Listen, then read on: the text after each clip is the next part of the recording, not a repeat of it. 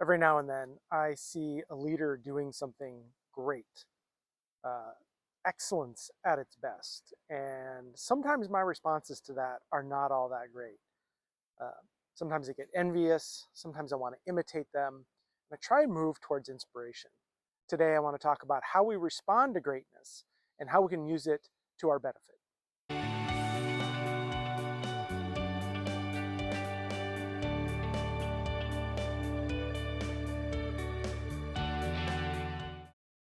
This might be when you see Brene Brown answer a question on a podcast that sounds like she's never thought about it before and then gives an answer that sounds like she spent the past year coming up with just the perfect wording.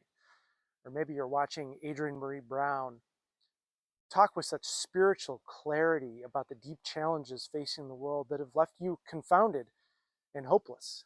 This happened for me just last week. Had an opportunity to see someone talk about their coaching business working with senior leaders in a way that was just so remarkable.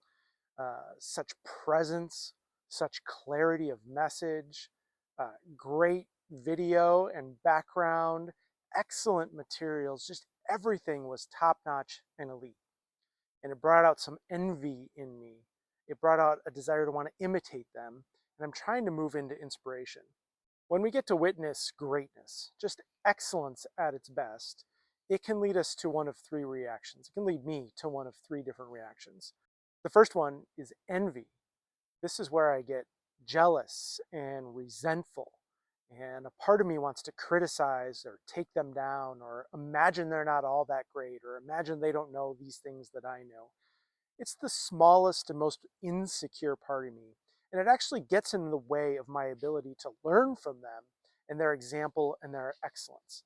It's a defense that puts up walls that prevents me from benefiting from what I'm witnessing and putting into practice in my own life.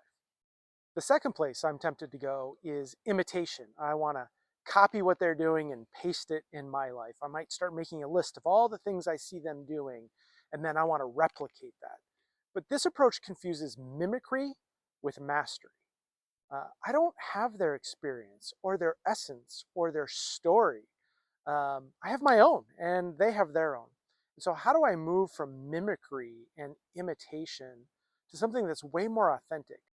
And the third place is where I'm trying to go, to let this excellence and greatness be an inspiration to me. What about this is beautiful? What about it is leaving me feeling awe? What is inspiring? And how is what they're doing excellent for them and greatness for them? And what would be the translation for me so that I'm bringing it into my own story, my own authenticity, and seeing what I can learn to amplify that authenticity?